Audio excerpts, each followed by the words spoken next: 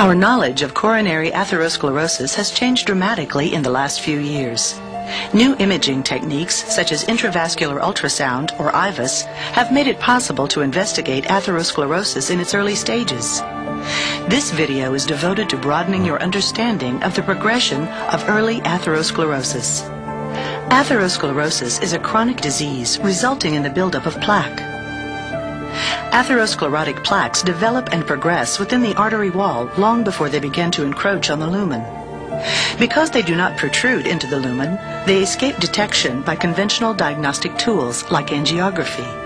Recent research has also shown that these early atherosclerotic plaques, which are filled with lipid, are more likely to rupture and cause coronary events than more stable, advanced plaques that cause narrowing of the lumen. Coronary artery disease is a leading cause of morbidity and mortality worldwide. To reduce the extraordinary risk associated with CAD, early recognition of CAD and aggressive risk factor intervention are imperative. Elevated low-density lipoprotein, or LDL cholesterol, is strongly associated with an increased risk of cardiovascular events. Here you see LDL, HDL, white blood cells, and red blood cells in circulation. The majority of the cholesterol in the blood is contained in low-density lipoprotein, which transports cholesterol from the liver to nerve tissues, cell membranes, and other cells for metabolic purposes. The cholesterol in atherosclerotic plaques is derived mainly from excess LDL cholesterol. High-density lipoprotein, or HDL, is believed to function as a retrieval service, removing cholesterol from the circulation to the liver for excretion. For this reason, HDL is often referred to as the good cholesterol. Low levels of HDL cholesterol are considered an independent risk factor for cardiovascular disease. White blood cells, called monocytes, are wandering scavengers that have the primary function of consuming foreign or damaging substances. Monocytes participate in the atherosclerotic process by taking up residence within the vessel wall and consuming lipids. Red blood cells are the transporters of oxygen and other nutrients to the body's tissues. Atherosclerosis develops from complex interactions between LDL, constituents of blood such as monocytes, and cells in the arterial wall. The normal artery wall is composed of three layers: the intima, the media, and the adventitia. The intima, or inner layer, is composed of a single layer of cells called the endothelium. The media contains mostly smooth muscle cells that enable the vessel to dilate or constrict. The adventitia, or outermost layer, is composed mostly of fibroelastic tissue. The adventitia is separated from the media by the external elastic membrane. LDL is a macromolecule that can enter the artery wall.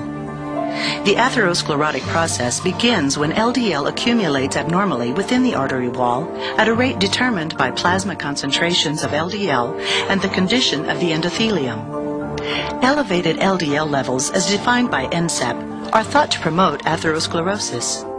LDL passes through endothelial cells and enters the intima, where it can undergo a process called oxidation.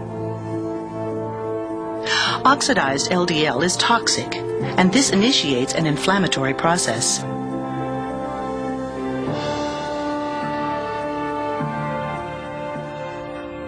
Monocytes respond by migrating from the bloodstream into the artery wall, where they mount the inflammatory response. Now called macrophages, they engulf the cholesterol-rich oxidized LDL and become foam cells.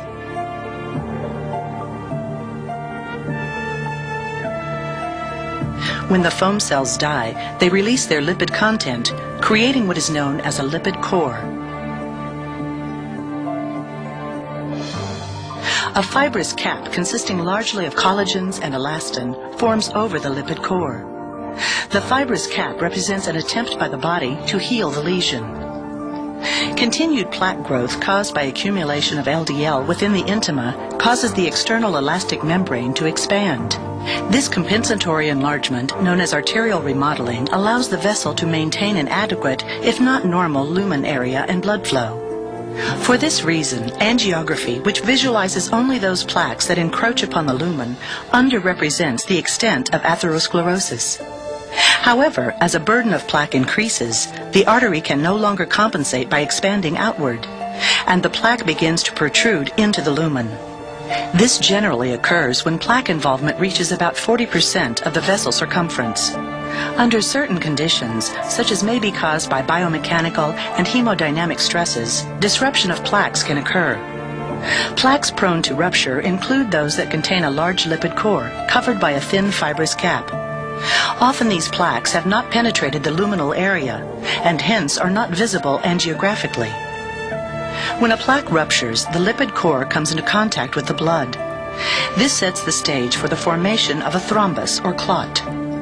The thrombus may partially or totally block an artery, causing an abrupt reduction in blood flow. Partial blockage of the lumen may cause the symptoms of angina. Complete blockage of the vessel lasting more than 2 to 4 hours can cause an acute event such as MI. Healing may also take place. In fact, plaque rupture with subsequent healing is now believed to be the major mechanism by which atherosclerotic lesions progress and narrow the lumen. Plaques that heal generally have a higher fibrotic composition than before, making them more stable and less prone to future rupture. This video has summarized new insights into the development of atherosclerosis. Recent clinical research has focused on the important role of non-occlusive but vulnerable plaques in clinical events. In the early stages of atherosclerosis, plaques develop and progress within the intima without encroaching on the lumen. Because they do not protrude into the lumen, they generally escape detection by traditional diagnostic tools. The initial response of an artery to plaque growth caused by LDL accumulation within the intima is remodeling.